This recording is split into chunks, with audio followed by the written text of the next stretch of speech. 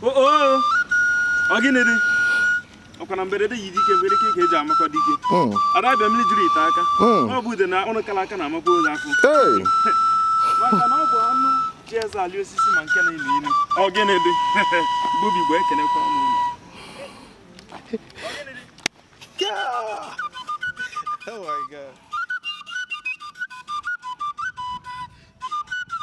It's a gift, or there's not something you enroll yourself into the school to learn. It's a thing of the spirit. You have to communicate your spirit into it, then you can make a wonderful sound, just like every other music instrument. It's very spiritual. There's a kind of vibe it gives you when you hear the sound. It commands you into action. So there is a spirit behind it. It's not something you just wake up and start blowing. No, it has to be an agreement between you and your spiritual being.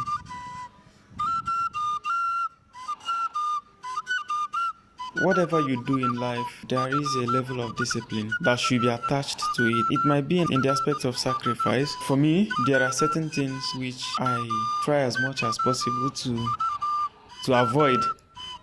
It's a spiritual command.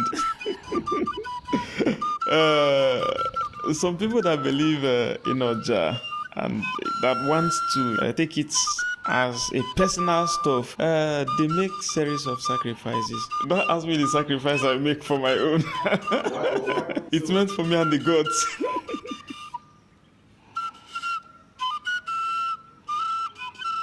In the ancient Igbo, they have various means of communication. The sound is one of the means. Then, by writing, we heard about in CBD. In terms of Oja, there are different cult groups, like the masquerade cult, the age grade. So they have their own different communications, which can be only understood by the members of those organizations. For instance, a king dies in the community. The tone of the flute you blow is not the same that you did when he was coronated a king. The other one is a different event. The other one is a sad event, and the other one is a joyful event. And that's different aspects of communication.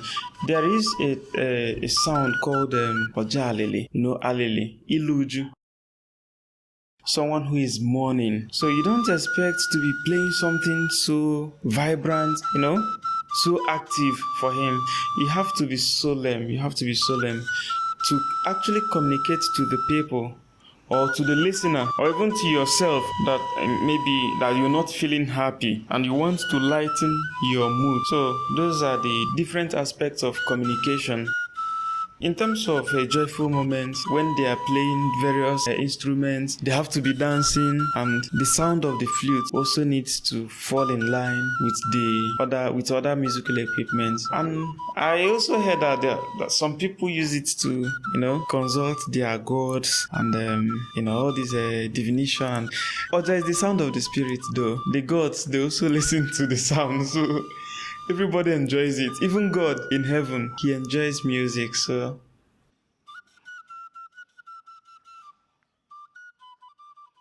it's meant for everybody, both male and female, both old and young. So far you can make a wonderful sound. But to some other cultures, just like there is one Igbo adage that says Woke wine ebuloja adamamboja anabemo. You see that it has somehow placed a restriction to the female folks. But I think I've seen a lady, that blows the flute. She plays it so well, very wonderful. And I've seen her in various occasions, and she's very good at it, not just blowing it, very good at what she does. I don't know, it all depends on different traditions, but for my own tradition, my own belief, I think everybody can play it so far you have the interest.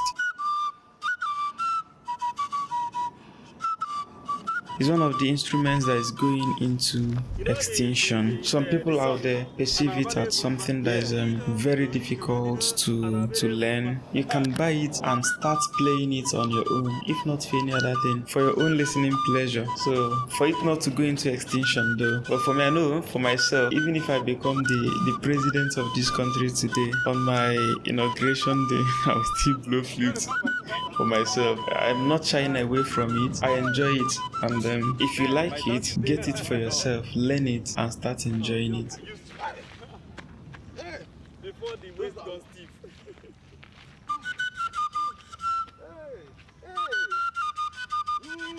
Hey, hey. Obiam now. Oh, jiggy. Hey!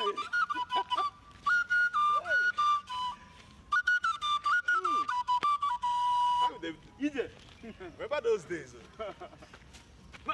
Here.